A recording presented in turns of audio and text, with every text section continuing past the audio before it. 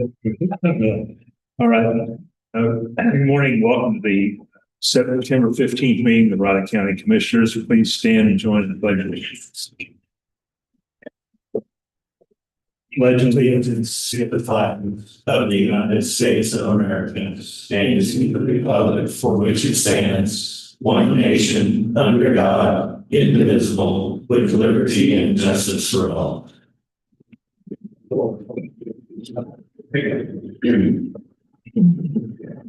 Public comments. Yeah.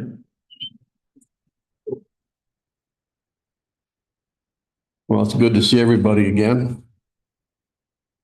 I'm here today. State your name. Oh, I'm sorry. Yes. All right. For the record, my name is Kevin Bellamy. I'm a resident of the city of Riley, as well as a firefighter.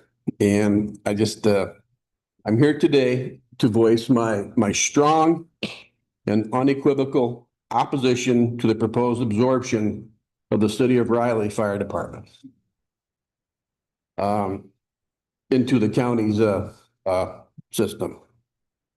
This proposal is not a simple administrative shift. It represents the dismantling of a 103-year-old institution that is fundamentally woven into the fabric of the city of Riley. Our city fire department is more than a provider of emergency services. It is a cornerstone of our community's identity, a symbol of self-reliance as a city, and a source of immense civic pride. My opposition is based on three critical points. First, the loss of control and accountability. The city of Riley Fire Department is ours.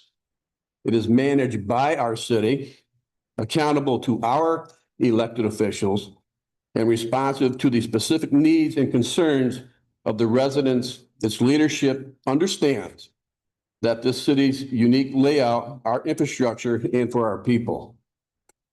Consolidating our department into a larger county-wide entity would dilute that focus.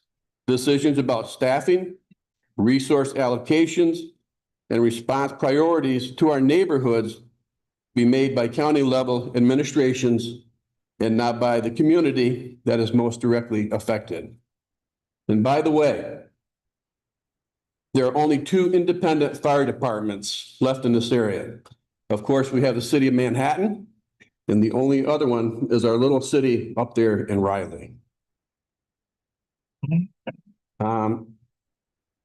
And we would be trading that directly accountability for distance, for the county bureaucracy. My second point is the potential for diminished services. I personally have been involved with fire services as well as law enforcement for over 30 years, starting with a large department in upstate New York.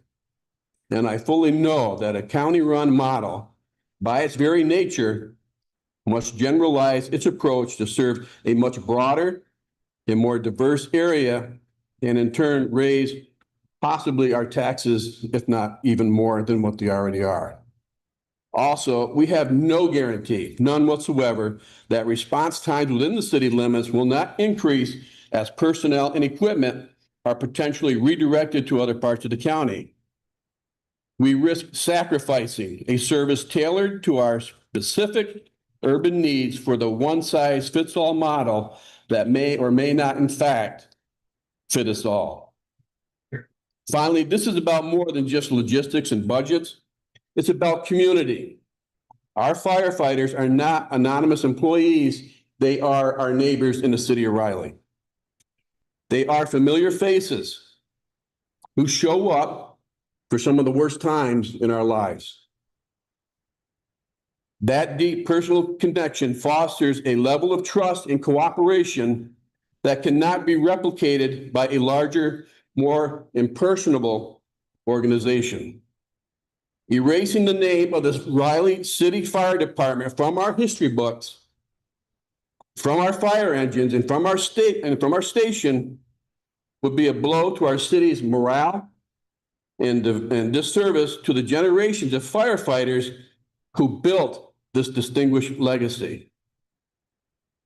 The city of Raleigh has dedicated volunteers that have successfully and proudly managed our own fire protection and affairs for over a century. We need county fire services. If we need county fire services, we already have it. We have a partnership with the county departments up there. Matter of fact, the county services are right next to our fire station. So if we need them, we know that they're there. So in closing, for the sake of our city's identity, for our local control, and the dedicated services that we currently enjoy, I urge you to reject this proposal if it comes before you from the city council. Do not dismantle a vital piece of our community and history of the city of Riley. Do not even consider such a proposal by the city without first asking the city council if this is being done outside at the request of a public hearing, because, and this goes for the county attorney as well, that request has been made to the city council, to the mayor. In short, leave our city fire department alone. It's worked for 103 years. Yes, we have our struggles with recruitment and retainment, but so does the county volunteer fire departments. Just go out there and ask them, and that's on a much larger scale than what we have for the city of Riley. So please, just leave our city alone. Leave our Riley pride right where it is, in the city. Thank you for your time and consideration. Any other public comments? Commissioners. Well, Thursday afternoon, I attended my first NACO Veterans and Military Services Teams call for the 2025-26 legislative cycle. After some opening remarks and introductions from our chair, Sid Conklin, presiding commissioner in Randolph County, Missouri. First item of business was preparing for Operation Greenlight in November. Believe it or not, that's just right around the corner. I believe for us, that'll be year number 4, I think, 5th year in total. We heard a presentation from Anna Malakoff, Senior Manager of State and Local Policy at Amazon. She discussed Amazon's program in partnership with NACO, sending a single green light bulb to all the nation's counties and parishes. Quite a task if you think about it. Next, we heard from Seamus Dowdall. He's our legislative director, will be for at least this term anyway. Of course, represents NACO as well. Gave us a federal policy update from Capitol Hill or Washington, D.C. and everything we're working on from both the veterans and military and defense. We followed that up with a discussion on the advisory council priorities for 2025-26, and then had an open discussion and then closed that meeting. Friday evening, watched the K-State Arizona game. Depressing, to say the least. Even after Arizona tried in vain to give us that game, they almost handed it to us and still couldn't pull that off. So anyway, boy, it's a great time to have a bye, I guess. So unfortunately, that loss drops us to 1-3, and it's our worst start since Bill Snyder's first year, 1989. I can hardly remember what I was doing in 1989. So I remember that. Oh, it was on time when I'm here watching it. Bill. Yeah. Saturday, I went actually out and checked out the farmers market downtown. I haven't realized I haven't been down there in a long, long time. It's interesting and amazing to see the progress and just the many different items and booths and everything that's now there. Spent quite a bit of time just walking back and forth. I mean, it's bigger than you think. It doesn't look like it in that space, but there's a lot going on in that small little space down there. That's some really neat items. I bought a few, passed on a few. It's good to see that most of that's local folks from the area, the region as well. So just something to do. It was a nice morning, at least Saturday morning it was. It got a little warm in the afternoon, but Ogden also had their annual Fall Fest downtown, complete with the parade to start. Lots of food vendors. Oh my gosh, and just vendors in general. Had games and events. So later in the evening, had some live entertainment, including a couple of renditions from the 1st Infantry Division band as well. Every year it keeps getting just a little bit bigger and bigger, so it's always good to see. Sunday for me, I just kind of stayed home, Watched a bunch of NFL football. Jaguars lost. Guess the Chiefs lost too. Still got a better record for the moment. I don't know what it is, but Philly must just be the Chiefs' Achilles heel, I guess. Won like 4 in a row against them or something in the Super Bowl. So got to get things turned around. The football gods like us this much this year. At least we got Manhattan High. Well, that was fun. True. But they're all but done for the most part. So, yeah. Well, maybe it's time to find another hobby. I don't know. Anyway, did some things around the house, got prepared for the week. Here we are. That's all I got. Okay. Thursday afternoon, had a short appointment with my primary care physician to go over several issues. I got an update in COVID and the booster shots kind of put me, I felt kind of weird all weekend, but yeah. So then Friday, I came into the office to work on the law board agenda and packet for today's meeting. Took a look at our meeting too. It's going to be an interesting meeting this afternoon. Later that afternoon, at PT session. And then Friday night, I did watch the KSU Arizona football game. I don't have any comments. And the other thing is I hate these Friday night games. I mean, it's not that it's like past my bedtime or anything, but it just doesn't fit. No. It was past my bedtime way. I mean, I can deal with that, but I mean, we're playing the West Coast games now. It's like, it's all out of whack. I mean, it's just Friday's supposed to be for high school. Saturday's supposed to be for college. Sunday's supposed to be for NFL. If you want to throw a couple other games in there around that, that's fine. But Yeah. I don't know. Well, I tried to stay up, but I finally just left the TV on and just did all my stuff thinking I would hear something else. No, got worse. Saturday, I did some kind of strenuous yard work. So took my time and let my back rest. And fortunately, I made it through. Later, I went over to Wildcat Park with a friend to walk their dogs, and it was really a nice afternoon. Sunday, went to church, came over for lunch, and then in the afternoon, went over today's agenda and documents. And that's about it for me.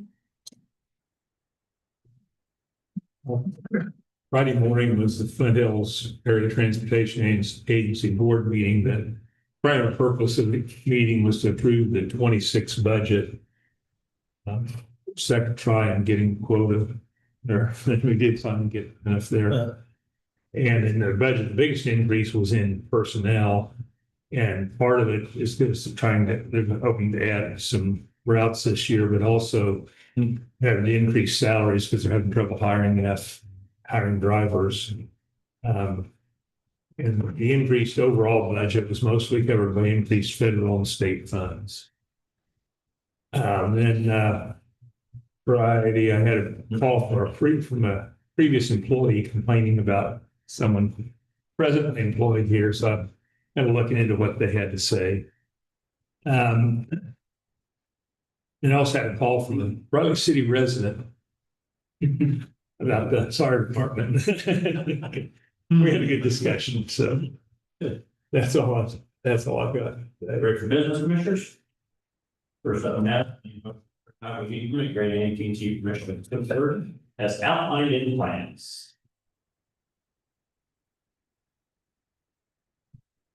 Are there any other fiber optics out there installed, John? Yeah.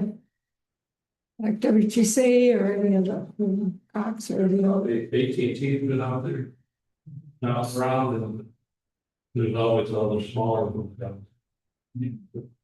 Seems like WTC's been the most active.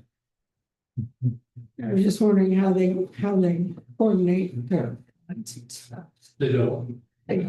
Just all overlaps or just in the market together to do business. Yeah. Okay. I'm gonna make a motion to approve the highway use permit, granting AT&T permission to complete the work as outlined in the plans. Second that. Been moved and seconded to approve the highway use permit granting AT&T permission to complete work as outlined in the plans. All in favor? Chair, please sign.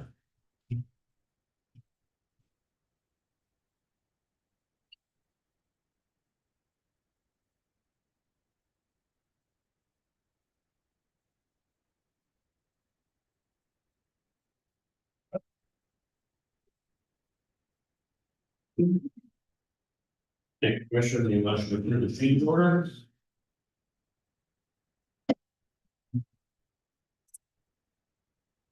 Make a motion to approve the change order to reduce the total project cost to $147,089.39. I would second that. Been moved and seconded to approve the change order to reduce the total project cost to $147,089.39. All in favor? Chair, please sign. These I like to see. Aren't you supposed to be sending Evan for the good news stuff? Evan is the one who brought down the offer. Oh, okay. Yeah, I have a couple for here. I'll take credit for it, but it's good. Next, Commissioner, the motion to approve Peterson Ranch Road Improvement Contract with Shane. Okay, I would make a motion to approve the Peterson Ranch Road Improvement Contract with Shilling Construction. Second. And moved and seconded to approve the Peterson Ranch Road Improvement Contract with Schilling Construction. All in favor? Chair, please sign. Yeah, well, I have two different places today.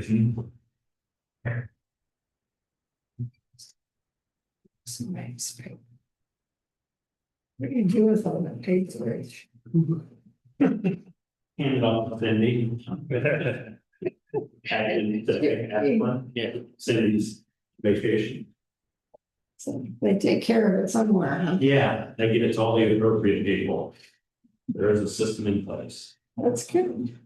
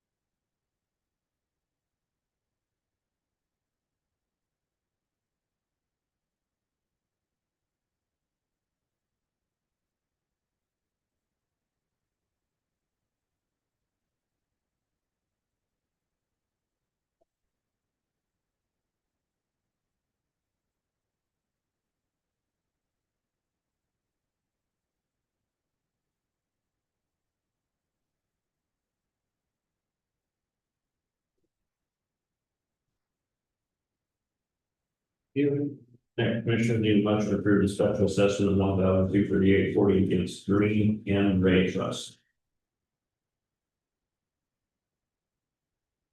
Isn't that frequent happening? Excuse me? Frequent happening? Yeah. Frequent flyer. I make a motion to approve a special assessment for $1,238.40 against the Doreen M. Ray Trust. Second. Moved and seconded to approve a special assessment for $1,238.40 against the Doreen M. Ray Trust. All in favor? Chair, please sign. They would be good enough for a stand. Yeah, right. Might have to stop past at some point in time.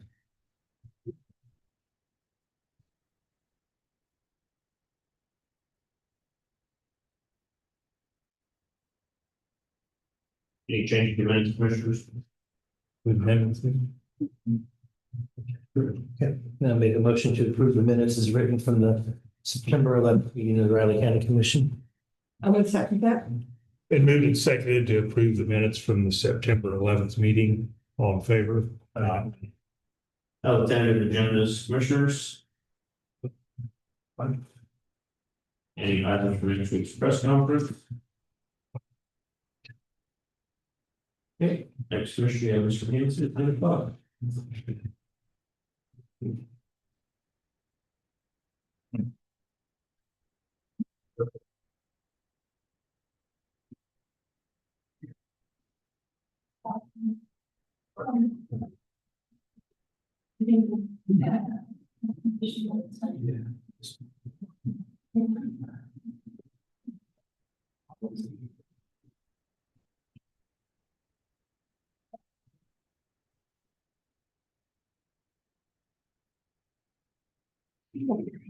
Meetings. So it's going to be done for one, two. Oh, that's why I did it. So, not that much. It's a negative problem, it's just. Yeah, well, we have Same thing. no promotion for the boards or anything.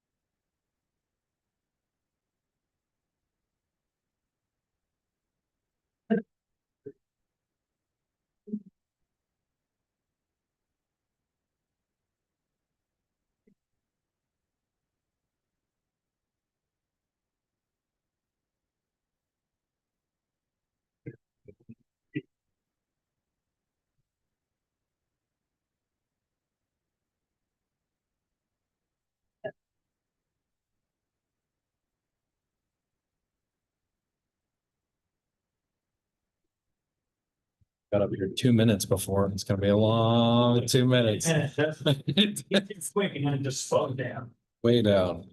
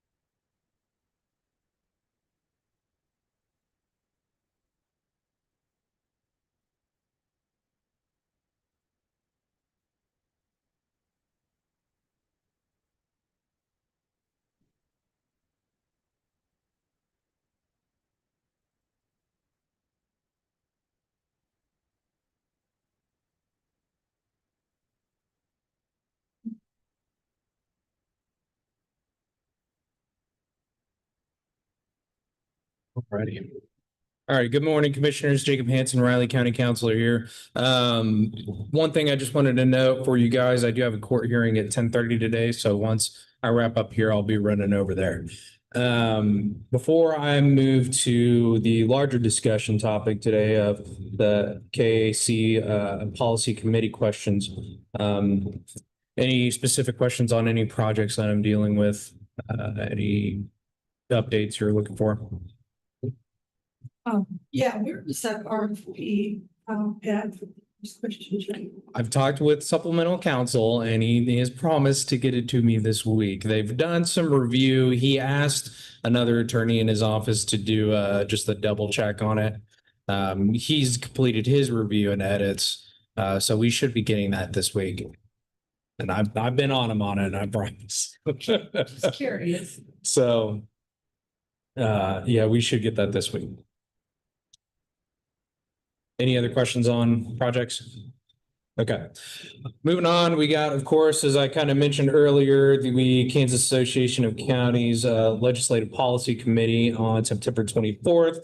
I, of course, plan on attending, and I think John is planning on as well. And so really the purpose of my discussion here is to list the topics and for the board to let me know what the board's position is so that I can advocate appropriately for your position during that committee meeting. And so all I'm asking, I guess, as we go through each topic is what your guys' position, what officially is the board, so I can do that.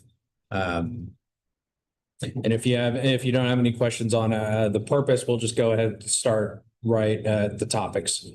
So our first one is additional legislative support for county treasurer tag offices. I know the treasurer's organization is interested in cooperating. This is, of course, concerning motor vehicle fees. What is the board's position as it relates to this topic? We've been working on this. Gosh, I live ever since I've been here, so at least 6 years. So why stop now? Yeah. So in favor of, Yeah. okay. Very good. Property tax appraisal reform. You'll remember I discussed this kind of in my debrief of the committee meeting. There are many points that were brought up under property tax appraisal reform. Obviously, that's an extremely large topic. In this case, just I would like to know what the board's position is as far as what they would like, what you guys would like to see as any sort of reform. Cut down exceptions. Yeah, I was gonna say. That's the thing that's causes more problems than anything else. I don't disagree That's not with gonna that. happen. Yeah. But the gimmicks of saying restricting it to this or restricting that aren't gonna solve anything.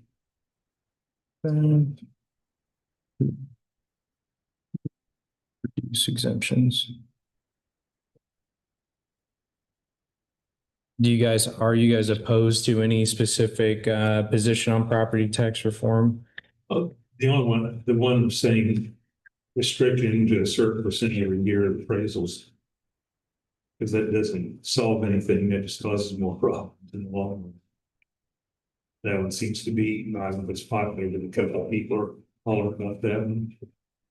And that is the position of the board. I was gonna say, I gotta think that part of that discussion, when it comes up, is gonna center around a flat percentage for just property tax increase, whether that's adjusted for inflation or not, I don't know, but there's several states around the country that cap it at 3 or 4%, because that's usually in line with inflation. You can put an asterisk next to a couple of recent years, but I gotta think that conversation comes up this year, being an election year. Yeah, I just, the exemptions have to go along with that, reducing exemptions, because they, if they give a certain limit, it really ties their hands. We're losing almost over $5 million in Riley County alone at this point. And exemptions, right? So as far as valuation caps, I'm hearing a little for, I'm hearing a little against. I need the board to, you guys don't necessarily have to make a vote, but obviously I need 2-1 here in order to properly advocate. Caps, valuation cap. Yeah, valuation caps. I don't think that's it. Nope. That's on Graves. Solve anything. Okay. This creates more problems. We'll move on to dangerous animals. Let me see exactly on my notes here. I guess they just want a statewide statute declaring certain animals as a nuisance to abate or use our nuisance abatement process against what would be animals, I guess. Kind of can't use that when there's only 3 counties that have it. Right. Well, are you talking about the criminal enforcement portion or what? Well, that's the teeth of it, but I mean, just the nuisance abatement itself, there's only 3 counties that currently have it. And I don't know that every county wants to seek that either. Mm, And so if you're using that tool for this, that's pretty shaky. If you're looking for just, I don't know. To me, that's a local control issue. I don't think. I mean, everybody has different descriptions of what a dangerous animal is, and certainly. How many? the state coming down from under. Who knows? I mean, how many Kansas counties do you think people keep pet alligators other than maybe Riley County? That'd be an interesting question. I'm sure I say it's a local issue. sure. Is that general consensus? Snakes.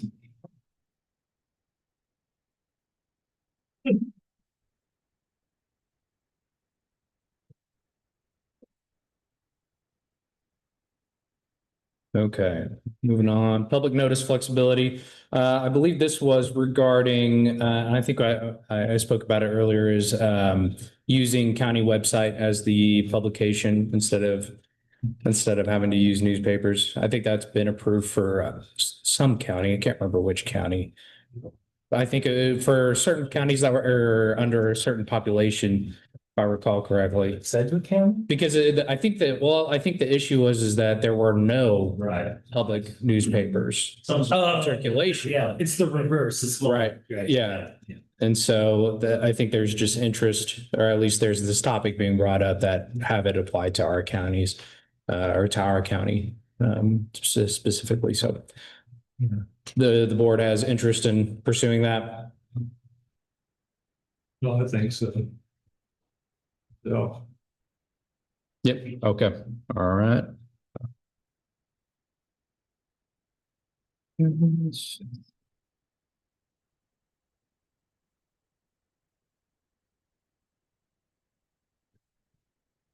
Extraterritorial jurisdiction. This is regarding, if you guys remember, the 3-mile radius rule. The committee, when they discussed it, is not necessarily the KC needs to have, I guess, a position on it is really their take. Folks don't think that they really want to have this discussion, but the state apparently is going to have this discussion, so we need to take, I guess, some sort of stance on it. What's the state discussion to reduce it, or is that going to eliminate it? What they? I can't, honestly, I can't recall what the state's position was or what it will be. I think there's just rumblings that it's going to be talked about because it's got some constituents, I guess, pretty upset. I think it's around the Wichita, Sedgwick County / Butler County area, if I recall correctly, that this has kind of more or less come up on. Where you have really what they're wanting to do, or at least one position at KC that they discussed is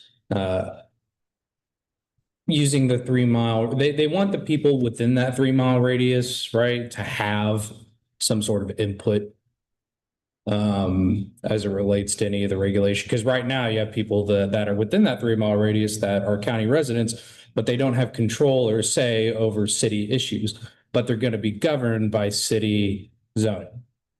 So that's their concern, is they just want more representation is what I got out of it. Do you think on that one, you have to keep in mind that a large majority of Kansas counties don't do zoning at all. And there's a reason. We've discussed it plenty of times, so kind of get in the mud with this one a little bit when you go through. Yeah. Is there a stance the board wants to take on this particular issue? We can discuss it. I just don't know what direction everybody's going. Yes, I don't, what exactly opposing doesn't. Okay, and I should also note at the front of this, even though I'm asking for your guys' position, if you guys don't have a position right now at this time, that's completely okay as well. I just then, when it comes to this meeting, I just won't advocate for one side or the other. I don't think about it tonight. It's what they're doing. Fair enough.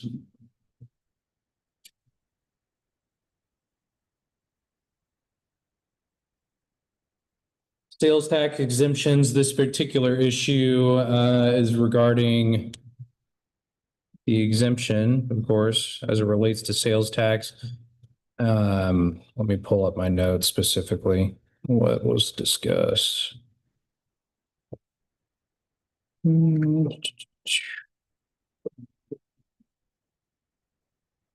So this is when we want to do things such as road and bridges, we collect local sales tax through that particular fund that we have to go get approval from the legislature in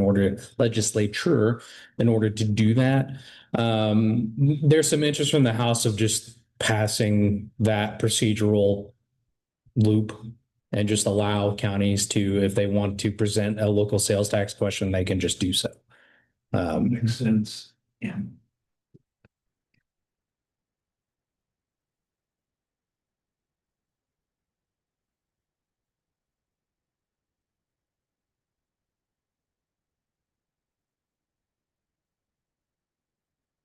The health department, federal funding, this one's pretty straightforward, just asking the state to, invest where the federal funding has withdrawn. Pretty straightforward. Of course, that's the board's position on whether or not they want to advocate for that or not. We're advocating for it, but it's not making any difference. I mean, we've seen it here already. KDHE is going to do what KDHE is going to do with that. I suppose another point maybe for the board to consider on this too is how important certain topics are that are being brought up, and whether this is really going to be something KAC ought to headline in their, legislative push. And so if this might seem like one where it's a yes that we were for it, but should this be high priority? That may be another question for you guys to consider.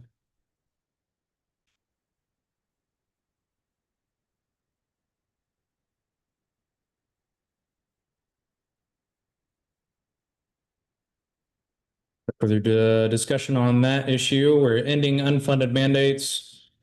Pretty straightforward. Sure. Might be changed.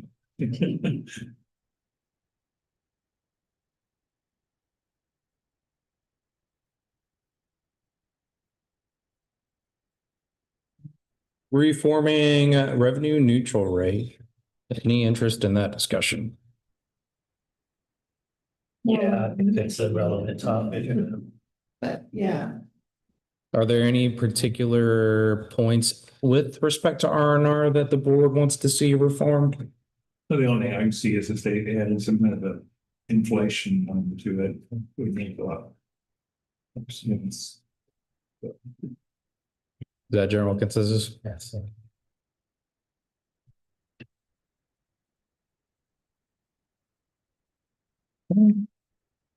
Valuation increase caps, we've already discussed that. Expanded revenue sources for counties. Let me look at my specific notes here. I think the one they've talked about is somehow using Missouri model for income tax. Yep, income tax and also sales tax. Yeah. Important discussion anyway.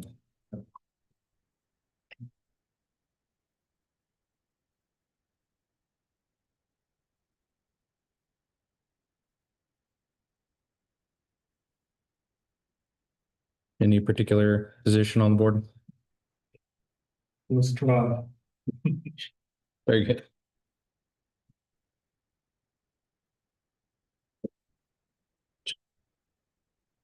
Competitive bidding for water district projects. Apparently they don't have to go through the competitive bidding process. I think I can't remember which county brought this particular issue up. I don't know if this is one that the board is for or against. I don't know enough about the actual projects then. Yeah, I think the concern is that since the water districts aren't required to go through a competitive bidding process in order to complete their construction projects, the worry, I suppose, is that these water districts are choosing or being able to unilaterally choose more expensive options, and they don't go through the process to see what other kind of bids may be competitive out there. Obviously, that's kind of in the name, but I know and retort to that and the discussion is that, a lot of these rural water districts, there's not really going to be many bidders, frankly. And also, county, it's not any county's business. County Also true. don't have any jurisdiction, my understanding, over water districts. So would it be accurate to say that then position of the board is that we shouldn't really be advocating for this because it has nothing to do with counties? Yeah. Nothing to do with counties.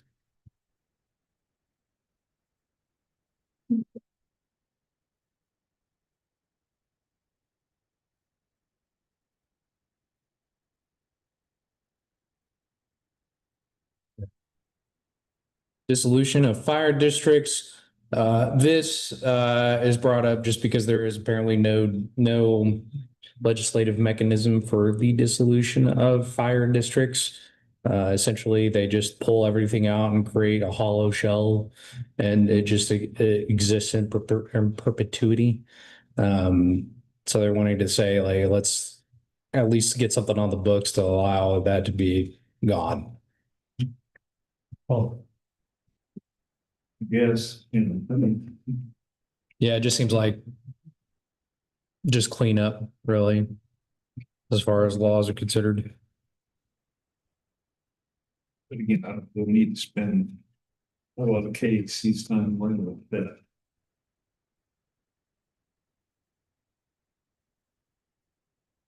Is that general consensus on that comment? Okay.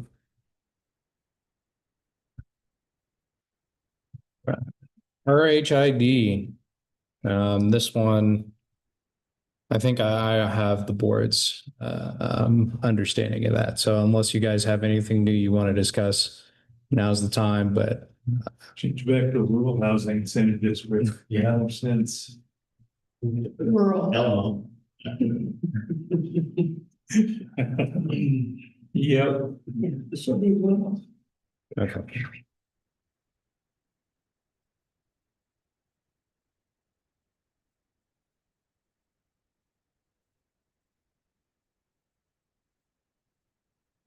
Of course, this one received very little discussion, but it was a topic brought up and it was within the list. Parental notice for out-of-state minors receiving abortions in Kansas. That seemed like a very local issue. Yeah, That doesn't take place in public health departments. It's not our. that was the majority of everybody's opinion. Yeah. And then for our last topic here, we have community corrections funding increase. And this is, of course, due to the same thing. It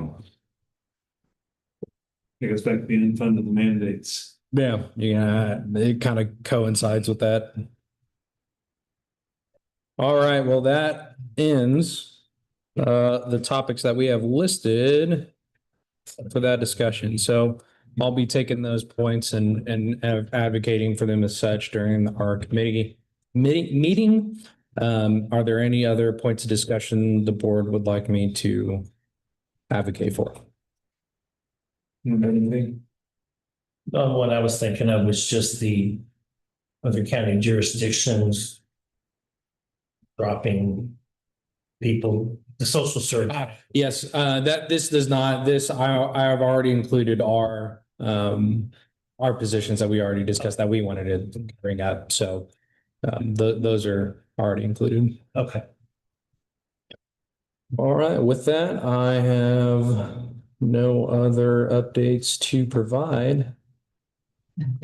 So thank you all, and I'll be over in court at 10:30. Thanks. Child.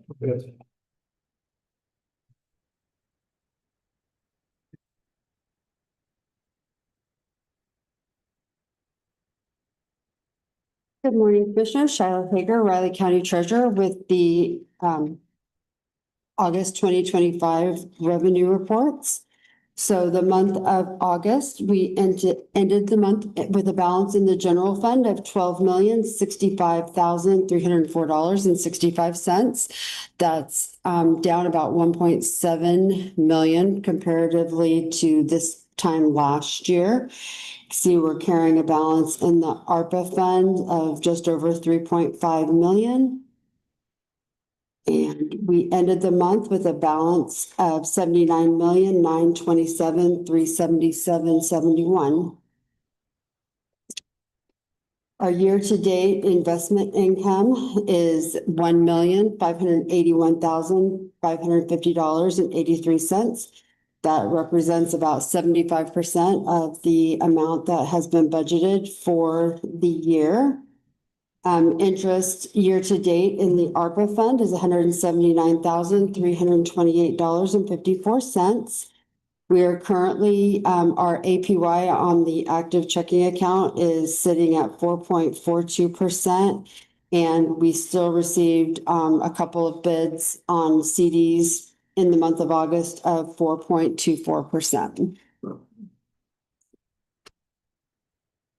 Our August general fund revenue amount was $1,120,959. This is about 80% over what was budgeted for the month. But if you do remember, we did have kind of a timing issue. City County Highway money came in on August 1st as opposed to July where that was budgeted. We also in July, we record the interest transfer. So that brings that amount back, that amount down. But otherwise, year to date through the month of August, we are sitting right at budget of 1.48%. And then when you look at our year-to-date figures, we've collected 86.82% of total budgeted revenues for 2025. Sales tax did go down in the month of August. This represents June sales. You can see the amount that we retain of our general fund sales tax amount was $181,340.71. You can see that's just about 1% less than what was budgeted for the month. And year to date, we are sitting at just 1.3% over what we've budgeted year to date for county general sales tax. Road and bridge, you can see it also went down comparatively to this time last year.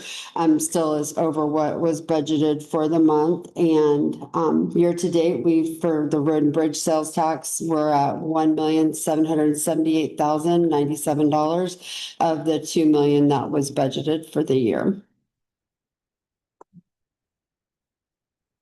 Here you can see the total sales tax that was collected in the county for the month of June.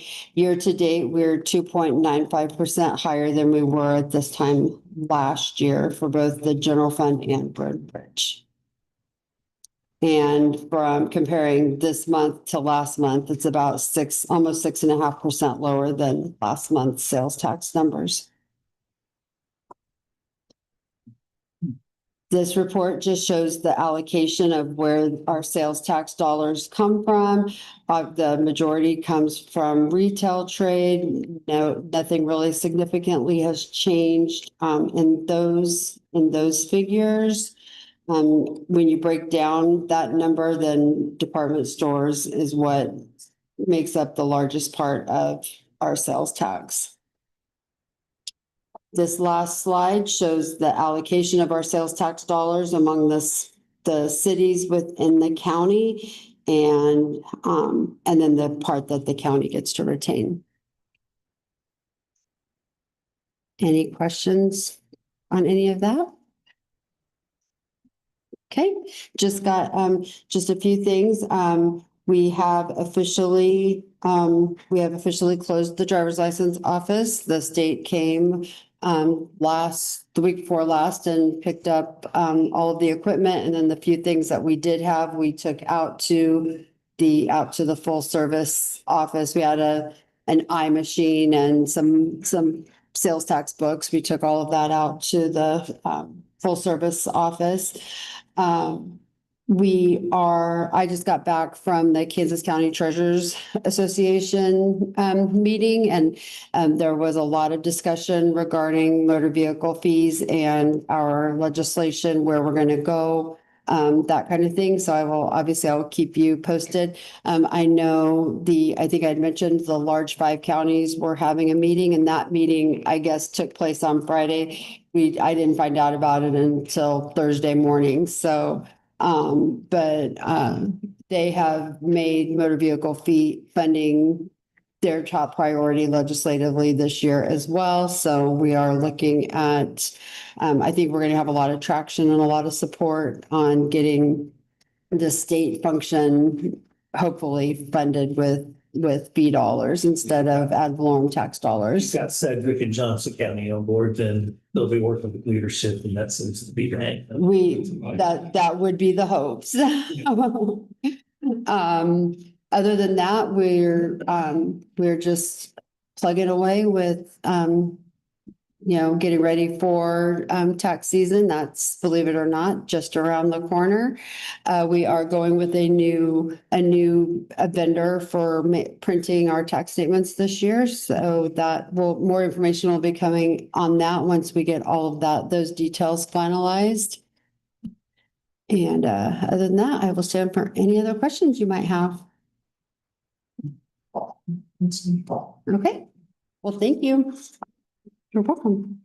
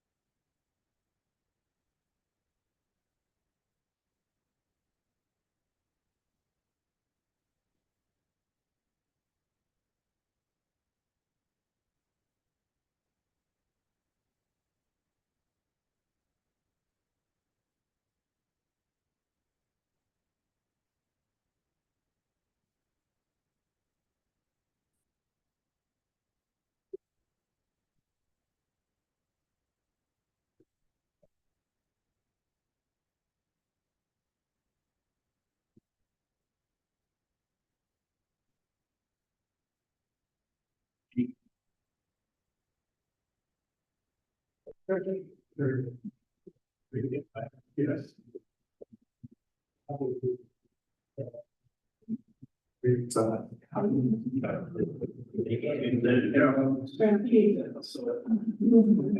Yeah, I'm serious. Even saying, he also. Yeah. But you like it. I didn't know that. I didn't know that. I couldn't get it. He said, no. Yeah. And this is for the option. Exactly. You're not saying this, you can't, that case, no, I think it's. You know, I got some just versus. Hey, no, it's not that less. It'll listen to you line. Yes. I also know, I think, which is wrong. Yeah, that's, I'm not used to it. It's been 6-7 months of putting on first. And, they got the force of saying. You're gonna force it.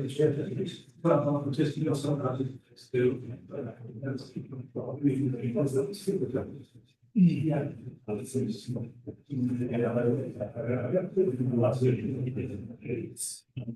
I hope it's there. I have to do something. So, yeah. Good part. Yes. Are you doing better? On like day 10 now, it's just, 5,000. yeah, I got so much I need to get done. I'll look at energy and shit, but it's. This is shiny. And, send from, you know, back and,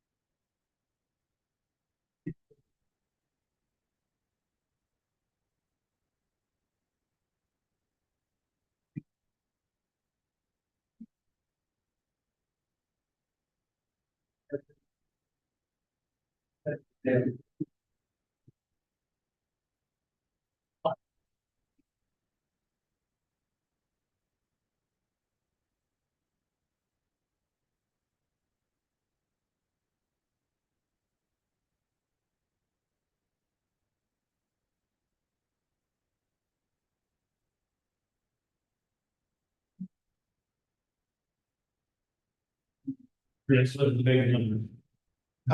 Greg was the big one. The whole lots. You. Right. Yeah.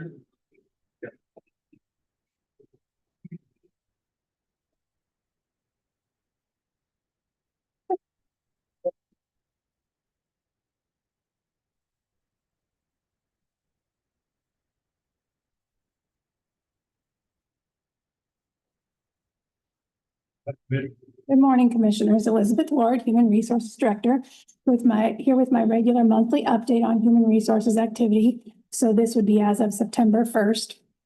Our purpose here is the people, policy, and processes. And some numbers, recruitment and retention numbers. So our current headcount with regular employees is 289, seasonals 339. You can see that's going up a little bit. Hires for August was 7, where our separations for August was 8. So you can then see the current year, which is again just from January 1st to the current is 58 hires, 29 separations. So we went a little backwards in August, but for the year, we're moving forward and making progress. Our turnover rate, which is annual, and I also removed the retirement per your request previously. So again, annual is 12 months previous, so it is a little bit different percentage or numbers formulation. So that's 10%. That's a little bit lower than we've been, and sometimes that can be really affected by 1 month, or if we drop off a heavy month or something like that. Our average tenure, which has removed commissioners and ASND, is 9.61. So ASND is our as-needed staff. The temporary, well, they're not temporary, but they have less than 1,000 hours, and generally are move a little bit more. Now, as of when I did this, we had 7 openings, which was the last day of the month. Today, we do have 9 openings if you go and look out there. But we had elections, attorney, IT, public works, EMS, HR, and counselor. I think you're tracking most of those, nothing new there. So performance and development, what we've been working on currently, and you guys are tracking a lot of this because we've been talking about it very recently, but we have 2 participants enrolled in the Flint Hills Regional Leadership, so September 4th through February 5th. So that's already started. The onboarding committee is implementing phase 2, which Michelle presented to you and you approved, I guess now a couple weeks ago. So they do have the new hire navigator and the 30, 60, 90 day one-on-ones. We are working on the highly effective managers program. I don't have an update. Since I was out, I didn't put out an email, but we are, but for recruitment, but we do have 5 at least participants already enrolled. And then the facilitator is going to do an info session for us, like a free info session that any employee can watch via Zoom to see if they're interested, or supervisors can watch via Zoom to see if they're interested. And then both Michelle and I are teaching the SHRM certification classes. That is a partnership with Flint Hills, SHRM and MATC. And so I thought that would be an interesting fact for you to understand that, we're moving forward with our SHRM, our HR knowledge as well. I do want to add, Lori Muir asked me to add just today, but she is working in conjunction with HR and a little bit with David Adams about a CPM certification, which is a certification of public management course. Some of our employees have taken that in the past. It's through KU, and what she's interested in taking it and had been working with John on that. But she found out that we might have the opportunity to host that at Riley County, potentially in Public Works, maybe at the new EMS conference training center. If we do that, we get 1 free registration to the program. So we are working on some information and hoping to be able to share that with the other public entities in the Flint Hills region. They haven't had one. They have one in Wichita and Lawrence and different places, but they haven't had one in our region. And so we feel like there might be some possibilities of different organizations wanting to do that here in Manhattan, in Riley County. So we'll keep you updated on that. And again, not necessarily something we've committed to, but trying to figure out if there's an opportunity for employees. So NACO, this is something you had asked for a while back to see how many people have participated. We have had across Riley County 9 previous participants. Fire, community corrections, IT, health department, planning and development, EMS, and appraisers. So we do have 9 already, and then we'll have those 2 more being trained this year. And then we did something that John and I had talked about, John Ford and I had talked about, is attending or thinking about how registered apprenticeship might work with Riley County and some of our recruiting, some of our training jobs, some of those jobs that are difficult to fill, maybe environmental, maybe something in public works.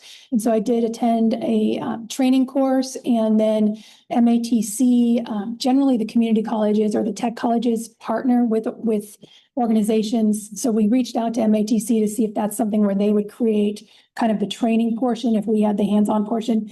I will admit that when I started talking with MATC, they don't generally do. They're not a big proponent, I guess, of apprenticeships. They like internships, and they like where they basically customize the training. It's a little different than the actual registered apprenticeship through the state, but they customize training. So for example, an easy one would be like what we've done with CDL. So we're creating we have the hands-on need, and an organization did the training for that.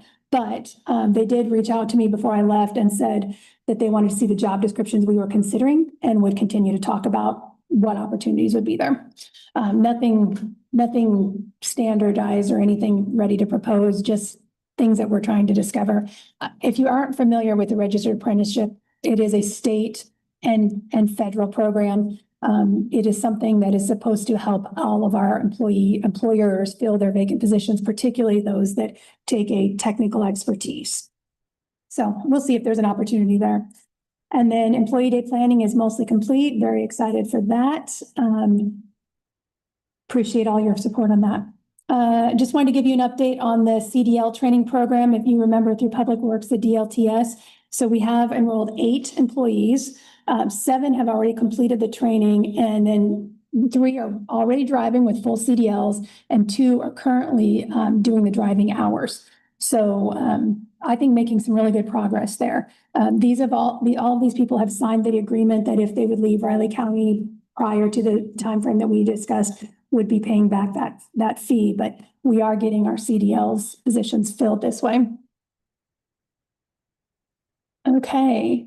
I think this is interesting, and I don't know if you've heard this, you've heard it years past, but you haven't heard any updates on this recently. So Aflac, recently we met with Aflac, and they talked to us about the experience report. So from the date that we started using the Aflac claims, January 2008 through June of 2025, Aflac just on its own outside of the state has processed 2,978 claims, which is a total payout of $486,161 to our employees. And so I think it's just interesting to keep that in mind about the benefit of these supplemental insurances. Riley County does not pay for Aflac insurance, but we are able to offer it at kind of a corporate rate and include it in our regular insurance kind of open enrollment timeframe. We've always in the past worked with one representative who has retired, but we have a new team who has our experience. They're here in town and seem to be doing really well. The other thing that Aflac does that has really been helpful, we've done it once, we're planning another one this year, is these claims day. So they literally come on site and they meet with employees who have the Aflac insurance, and they talk to them about what they've done in the past year and what they have or have not claimed. And then they also process the claim for you right on site. So last year they found $22,265 of unclaimed employee benefits over the last 3 years specific to our employees. So coming back on site to go through that with employees, sometimes people get the insurance and they forget to submit a doctor's appointment, or they forget to, ask for the reimbursement. And so I really like that they come here and help our employees remember what they can claim and get it done. All right, so these are just, I always like to share with you just kind of some HR trends. This is kind of our overtime trend.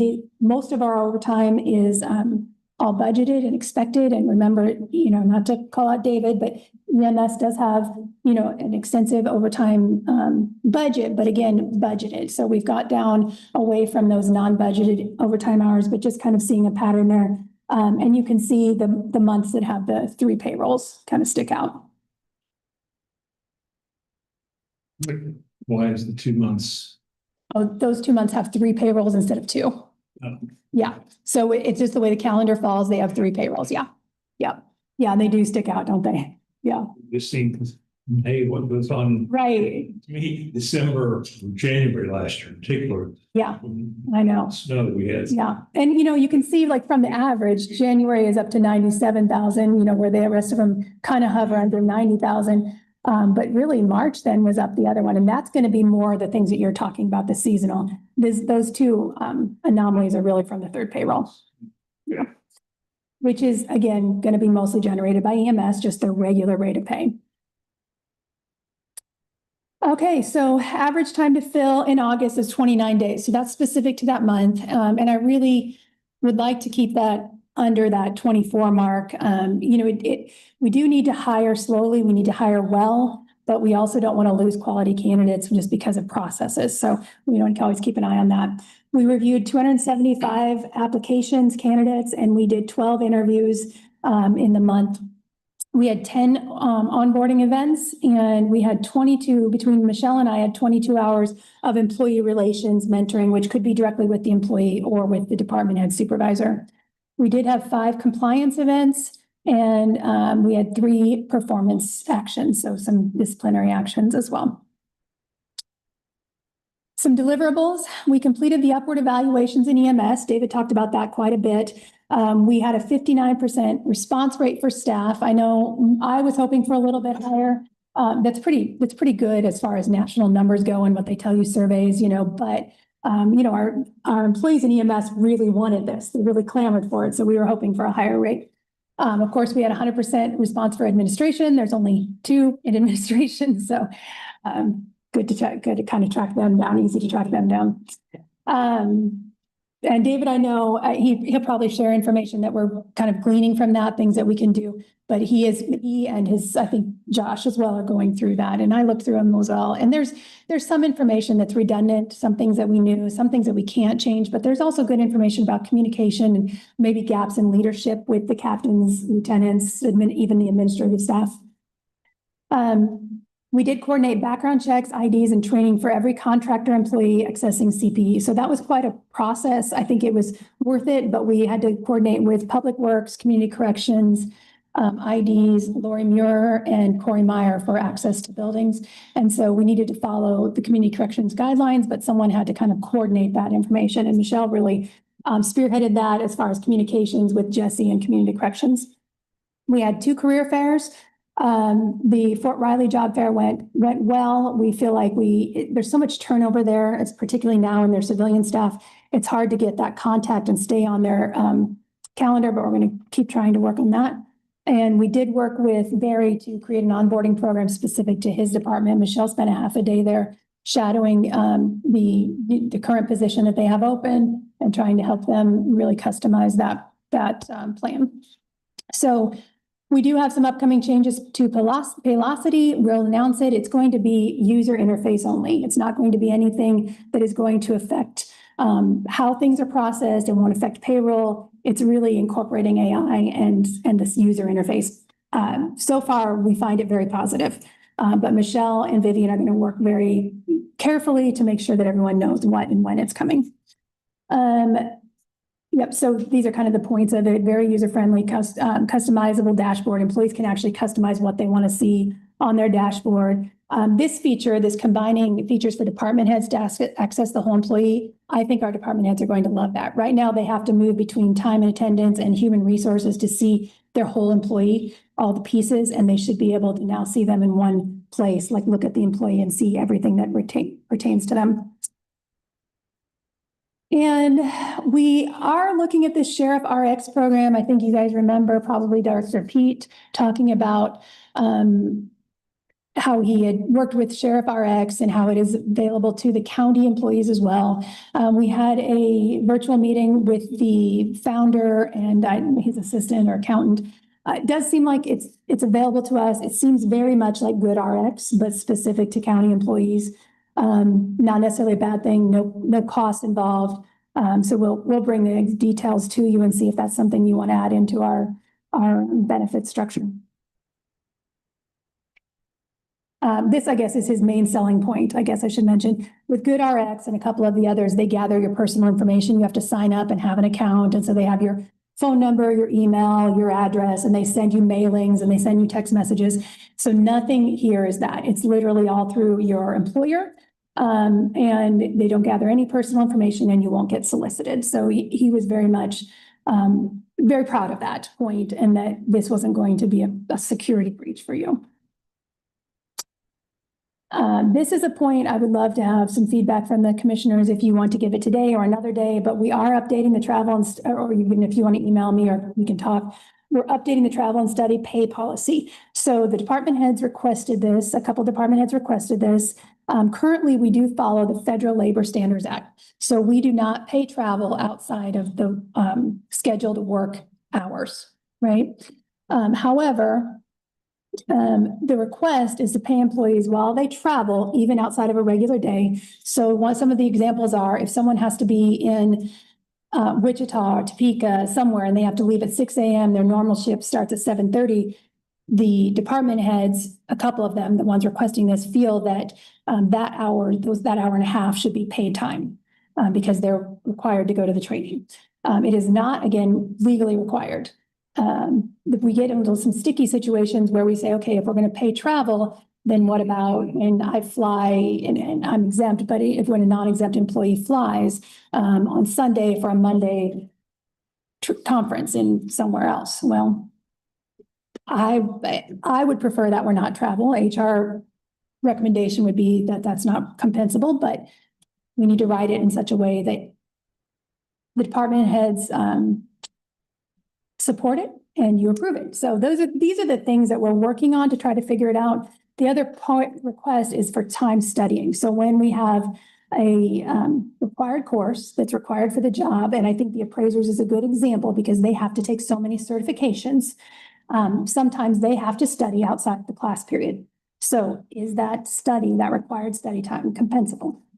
So that's the point of discussing this. I do have a draft that an updated draft that I just sent out to Brittany to make sure that it follows the P card policy, and then I'll be sharing with the department heads. But this incorporated their discussion topics as well as RCPD's guidance. RCPD does not pay for travel if it's 1 day return and back. They do pay for travel if it's multiple day. We do across the board, we have to pay people when they work. So if people are working and you're required to work, we have to pay them. We also do have to pay the driver. So if someone is driving a group of us to a conference, I would recommend that be an exempt employee, but if it's a non-exempt employee, we do have to pay that. So I would really love to get your input. I know you've seen the previous drafts because I've sent them out on the department head email. We'll discuss it again. I'll send it out again for Wednesday's meeting. Yeah, I'd like to get it. The main point for me is to get it clear so that every department knows what the requirement is. We do have departments now that are paying or not paying. So any thoughts on that? Second one, time for studying required classes. I mean, lots of different, teachers have to do that firsthand. Yeah. And that's on her time. Yeah. And I think, there's a lot of different things that you do it on your own time. And that's just what's required for your job, that you have to have those things. You have to study. That's not part of your job, but that's my thoughts on that one. The other one, what we're following seems fine, but Discussing or so HR traditionally tends to agree with your points. I've discussed with the department heads that they really, we all gain something. If you send me to a conference, if you send me to a training, I'm gaining something as well that obviously I can use in my current job, but I also have the knowledge. I mean, it's now part of, my experience and knowledge base. So there's some value there. We need to probably put a carding on gas, that's something. I agree. That's the, It's on. okay, yeah, that's the point of having a proposal, yeah. So these things you've already seen, and John Ellerman is up next.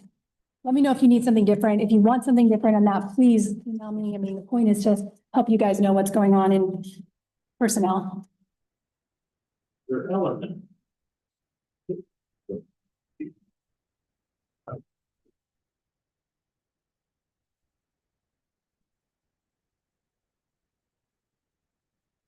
Morning, Commissioners, John Elmer, Public Works, and I'm here to request an out-of-state travel for David Willis to attend the 2025 International Equipment Expo on October 21st to the 25th in Louisville, Kentucky. You've sent him to this last 3 or 4 years for sure since I've been here. Gonna help with, if you're getting a idea what new equipment's out there and what they cost and how to even run it, because there's test drive facilities out at the same place. Had the memo.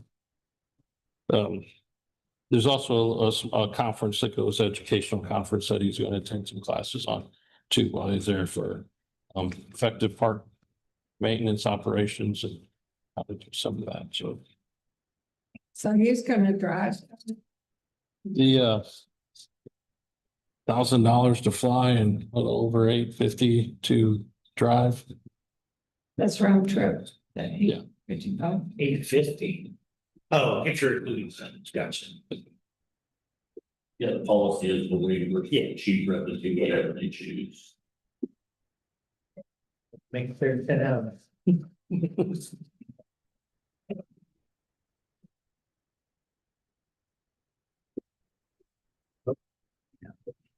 But I make a motion to approve the state travel request for the 2025 International GIE plus Expo and Equipment Show. I would second that. Moved and seconded to approve out-of-state travel request for the 2025 International GIE Expo Equipment Show. All in favor? Is that Thank you. KFC Young Center downtown? Pardon? That at the Expo Center downtown, KFC's the same, You know, I don't know for sure where it's at. big large enough. 20 acre lot out there, I think, for the equipment and the test drive portion of it. So it's got a big outdoor, I think, Fairgrounds or Kentucky Kingdom or even. I think it was over close to the racetrack at one year. Okay. It wasn't too far away from it. I was just curious. Thanks, Sean. Appreciate it. I agree.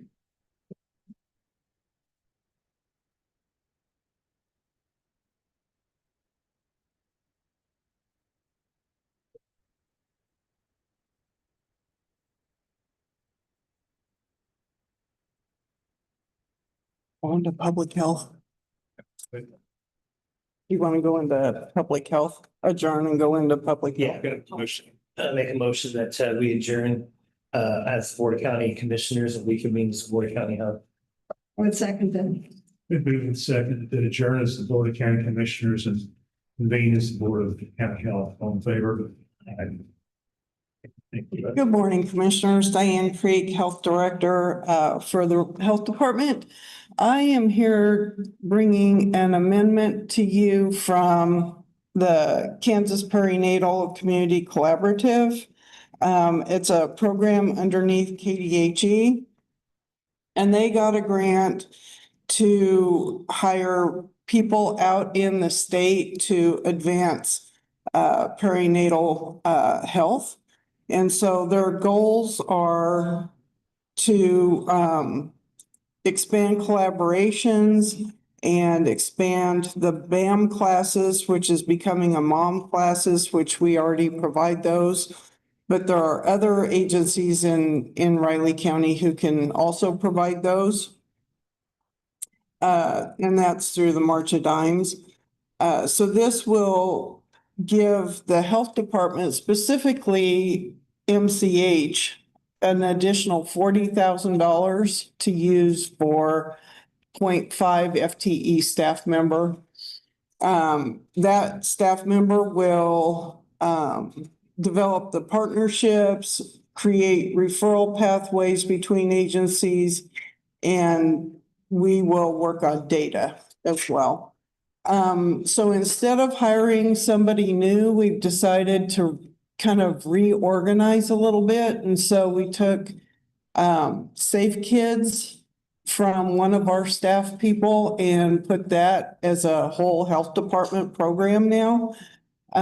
So Chelsea Manwaring with Raising Riley is the coordinator for Safe Kids.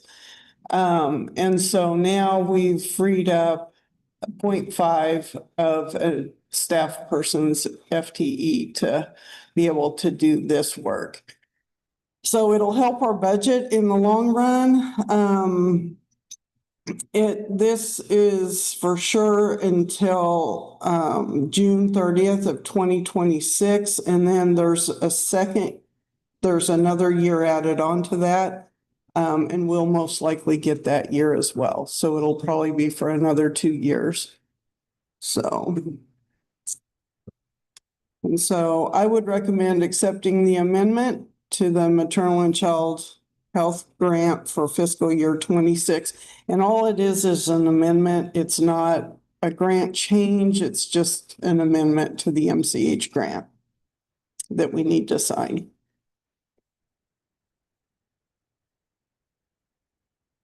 Well, I would make a motion to approve accepting the amendment to the maternal and child grant for year 2026. I'll second. Been moved and seconded to accept an amendment to the maternal and child grant for fiscal year 26. All in favor? Everybody sign.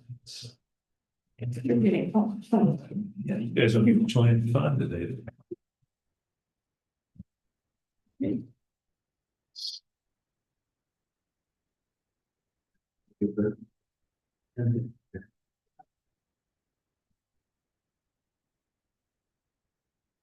Thank you.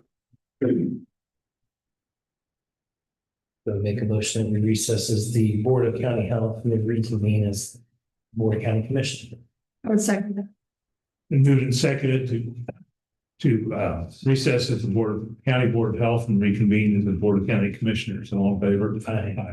I used to adjourn the first time, sorry. Okay. Next motion, you have written 10-10, it's the work session.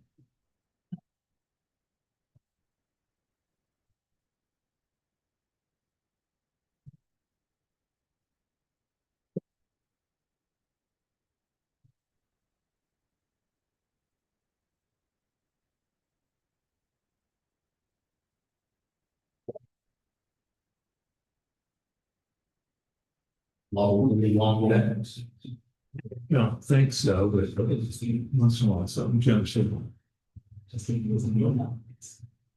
Still pulling on.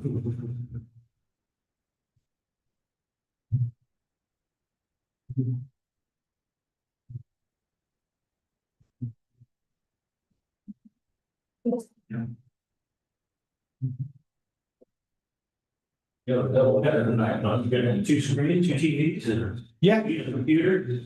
They're not on at the same time. There's an early one and a late game. Oh, that I have children. I know that was my schedule most of the time. It's 9 p.m. Yeah, I mean, the late games. And see how this is. We have much, just.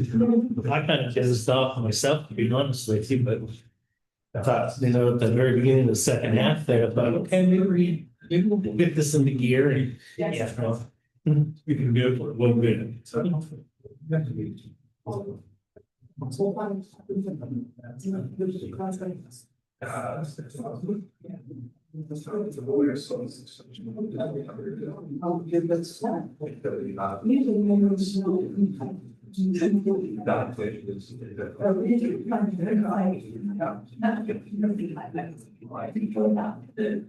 So. You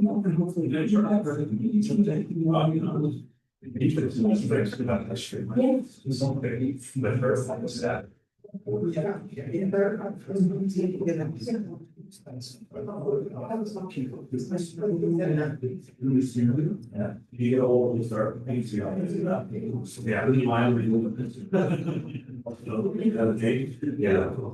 Yeah. I don't understand. There's some more things wrong. Regarding some of those. Salaries. All that's it.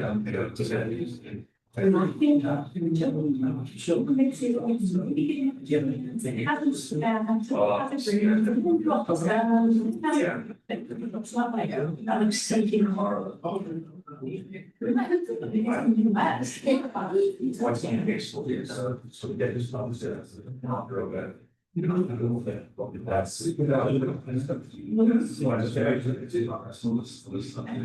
Yeah. Yeah. Me. See, that's. Oh, nice. Yeah. Well. I'm not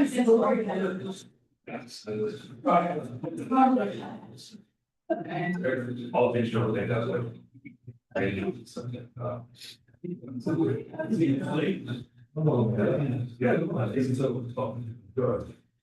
Thank you, can I see the short of the consistency? Okay, I live in the so. I'll be able to see that. See it.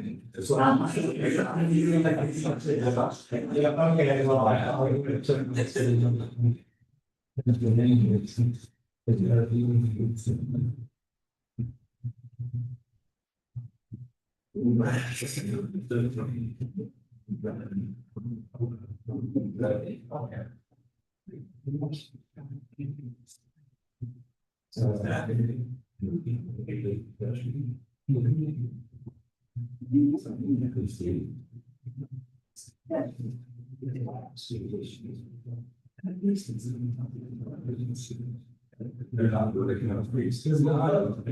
I shouldn't. Somebody squeezing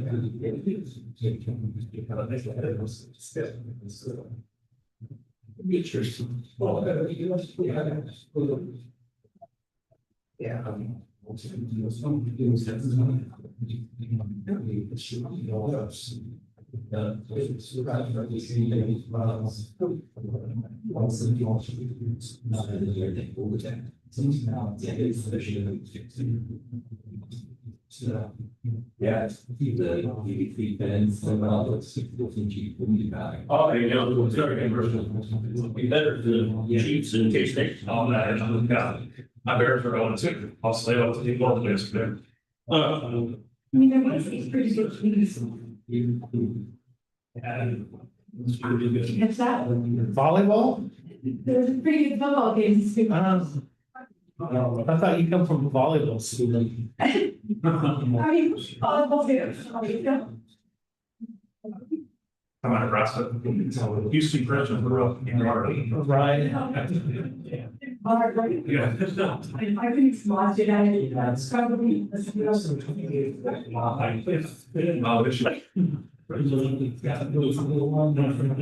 I also thought maybe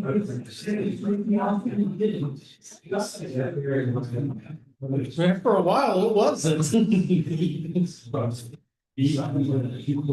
I have another friend on that film. But I think it's all. Where are you from, brothers? I remember we talked about it. Oh, okay. Right, I feel less sense. Yeah. What's your good advice? Yeah, I mean, it's small, but yeah. Yeah, it's almost out of space. It's not working. Oh, gee, class there. You get lots of the libraries and users. But you're not. Yeah, that sounds good. So, yeah, I was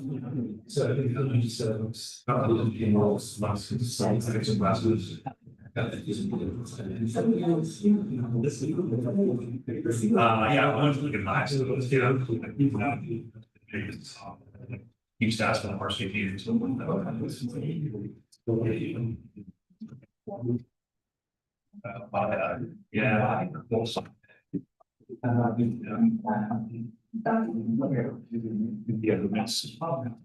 Yeah. Yeah. Just, yeah. We can. Yeah, thanks. I know you thought that you could get out of the fund. Yeah, I tried. Didn't work. Yeah, Need a better excuse next time. yeah. You guys are. Thankfully, he didn't us right across the street. Yeah, we'll have them revive you just So you can stay. Yes, Yeah. vote and then, Sit you back down. What do you think? yeah. You make this wheel journey. Yeah. Yeah. Just raise your hand. Yeah. You ready? Yeah. Okay. Good morning, Commissioners. Brittany Phillips, Budget and Finance Officer, here to present our CIP work session again. Guys. So this gives you a breakdown of our CIP cash position. So our estimated cash available currently is $20,091,204. I have a list of the CIP reserve funds that we have in held in CIP. And then I also included a breakdown of all of the requests. I talked to Rich last week after our discussion because the way I've been doing CIP work sessions is how we've always done them. And so we discussed, what would be an easier way to present these requests, because the CIP, like the non-funded list, gets a little confusing because we have all of these non-funded projects, but really we only have these requests in front of you. And so I added in this second page so we can really just focus on the requests that are in front of you today. And I hope that makes it easier for you. If it doesn't, I'm happy to change again. The non-funded ones are just something that thought might happen, but. Correct. It's just a list of all the projects that we anticipate, It's gonna happen. yes, These, but they aren't necessarily this year. correct. That's urgent. Mhm. Just to clarify. Yes. I thought that was. So I don't know if you wanted any additional explanation on any of these requests. I don't know, John, if you had any questions since you missed, there was discussion last week. And then I think there was a question last week about the ambulance remount and how much it costs for, a new one. So I would like to ask David to just give some clarification on that. Good morning, Commissioners. So the question was the cost of the remount versus the cost of buying new. And so we did reach out to the salesman, the sales rep in the company, and you got the email, correct? So what they told us was basically if we, instead of doing the remount, which is about 330,000, and went with a brand new, completely new truck, it was an extra about $65,000. So it was, instead of 329, it was 389. But then there's a little more that we have to add into those for putting in the radios here and having the radios installed and things like that. That was for 2027. They actually have slots open, 1 or 2 in 27, new ones, 1 or 2 in 28, 1 or 2 in 29. And then those prices go up from there. So for 2027, it was an extra $60,000, which, it is really, I was surprised by that. I really was. And what that, so to being honest, I mean, we try to remount as much as we can, saving costs, because trucks can be remounted and redone. But talking with our supervisory staff, we do have a couple of the boxes that are not made by the manufacturer we use now. They were used, they're 6, 7, 8 years old. They're used by when we had a previous manufacturer. So if we had the opportunity to go with a new one from Osage, where it's all the same electronics, it's all the same configuration, it's all the same systems, I'd love to have that. But we really, when we bring in these remounts, it's because we make them work. Public Works does a great job. The shop's making them work.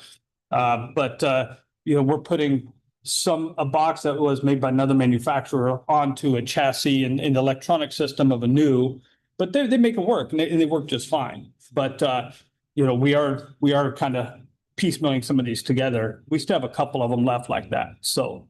But This is one. this would be one of them, correct? Yes. You said this is a 27 slot, but you're. Yes, I think that's what it is. Yeah. It'd be 29 for delivery. No. No, it would be, if it's in that slot, then that's when it's built. So it would be at the latest mid-28. He didn't say exactly when that slot would be. So no, it would be, and they already have our plans and they have everything there. We update them and such, but what they're starting to see now is they're starting to see, as the costs are getting up, some departments that were replacing an ambulance every 4 years, where we replace them about every 10, they replace them every 4 years or 5 years, they're going out a little longer. Because now the prices start to get real for them.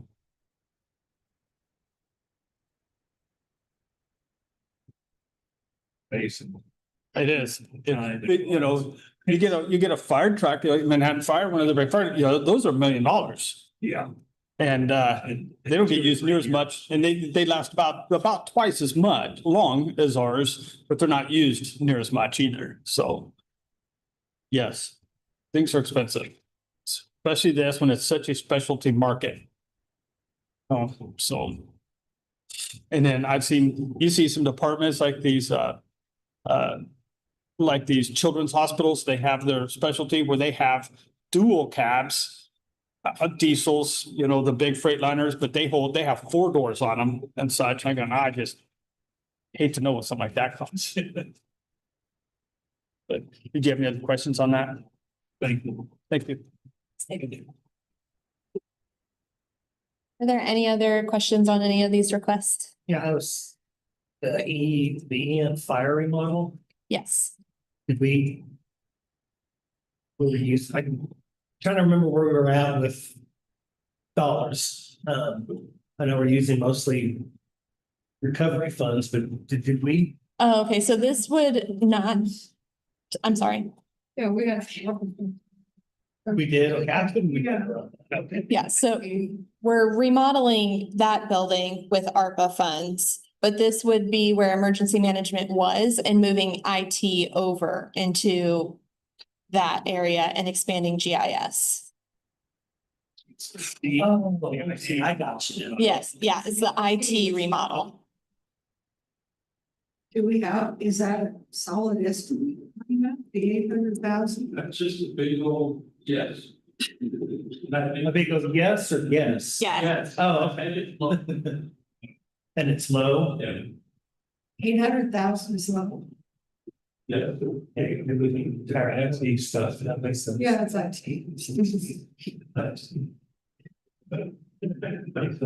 Public Works we question, IT Well, how much more is it gonna be, do we think? It was 800,000 isn't enough, that we need when we came there. Not getting to it right away, so we have CIP sessions to. It's. To answer your question, we don't know. We've got to have the meetings, which we're gonna have either next week or the week after, but you have to consider that the building is, to start with, the building does not have a generator. So we've got to have a generator installed and put in onto the building. So then what's that going to take for wiring that's going to be able to handle the cutover? All of our services right now, internet, all those things, our entire server room, all those pieces would need to move over into that building. We'll have to redo the communication wiring in between the two buildings. So you got to remember that there's not just the, sheetrock and carpet and paint and all that of it. It's the whole IT side to move all of that over there and get all that going. So as John said, we're taking an estimated number off previous projects that have been done, but we're trying to calculate in. Now, do we need purchases of new servers, any of those? No, we don't need of any of those things. So we're just moving our equipment over there. We will have some work that has to be done as far as internet and those kind of things. But we don't know yet, so we put a number there that we hope's hitting close. So, yeah.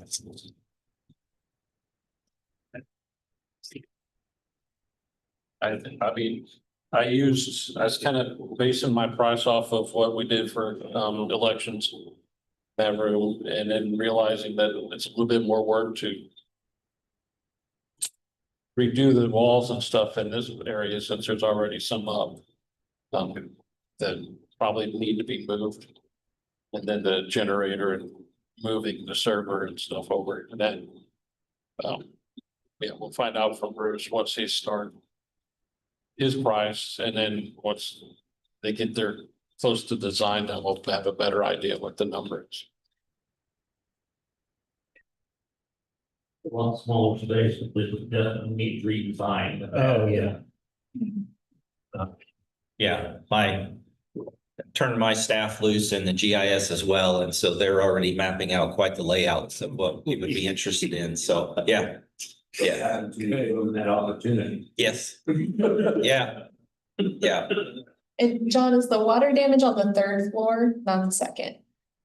Which one? The what? The water damage? That's like that they showed us pictures of?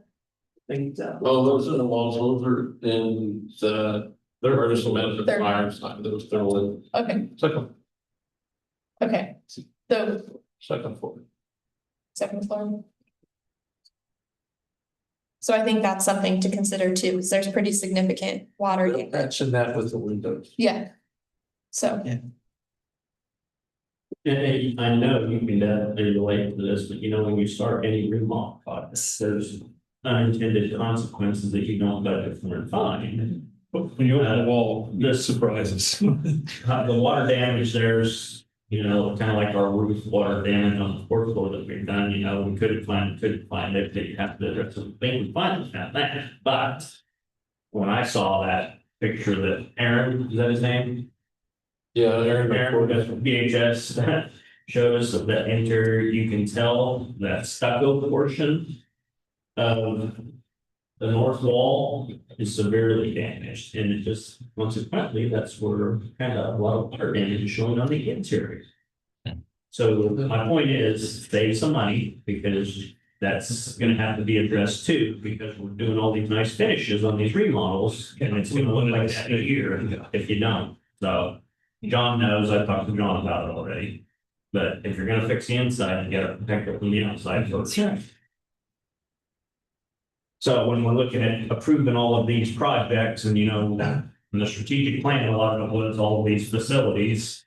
Interior, but we gotta do the exterior, or we are with the windows, but that's initial, it will not be inexpensive. It's the HVAC replacement. Those are 25-year-old Where? everywhere. Okay.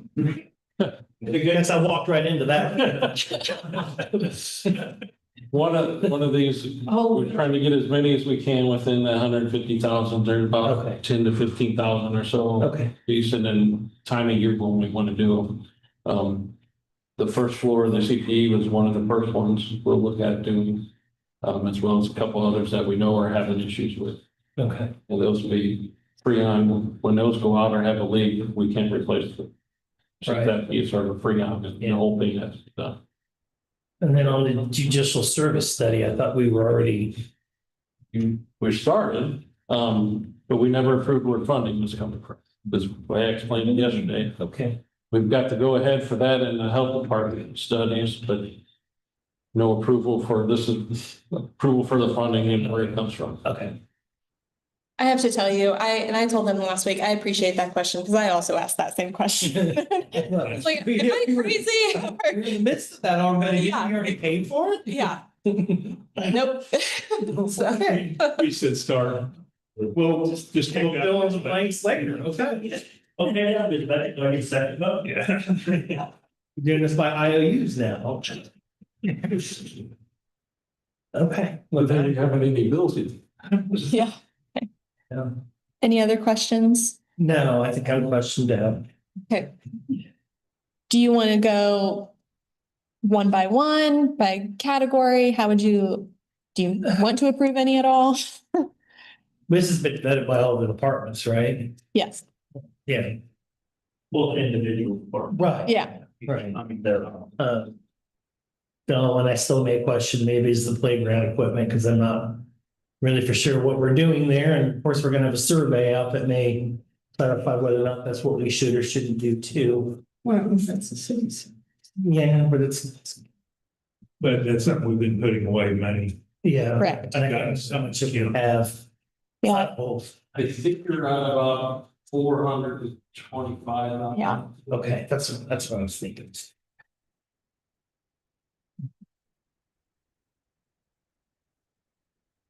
Correct me if I'm wrong, but I think the other two kind of had a consensus on this, when you, like, they wanted to be courteous. And I appreciate it. John gets here, Bill, well, be sure we agree, this kind of why we rescheduled it. Mhm. I think that's. Okay, yeah, that's true.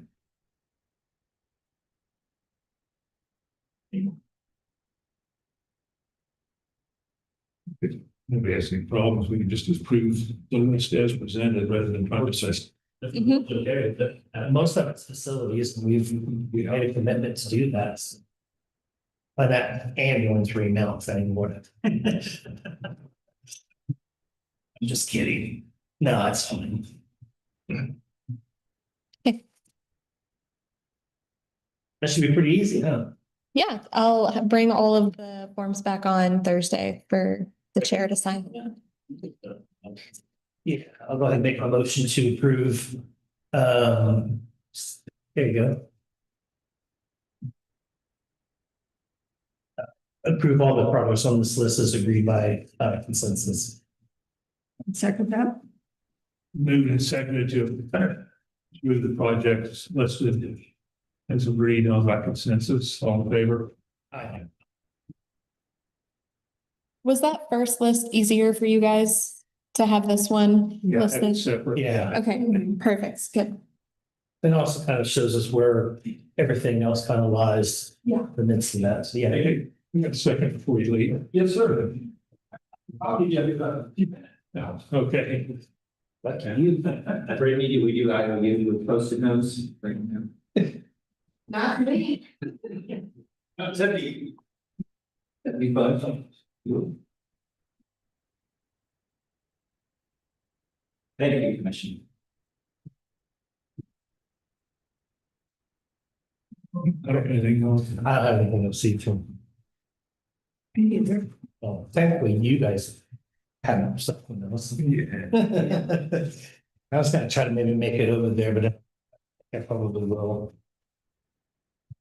To Ogden. Yeah, Yeah, I'm I still, gotta keep remembering myself going, oh, good. Give yourself more time. about an hour and a half, I should be. So I'm Should be gonna good. sit down and go. Especially when you hit all the construction points at the same time, which might take you a little bit. Well, I would make a motion to adjourn the September 15th meeting of the Board of Raleigh County Commissioners. I'll second. Moved and seconded to adjourn the September 15th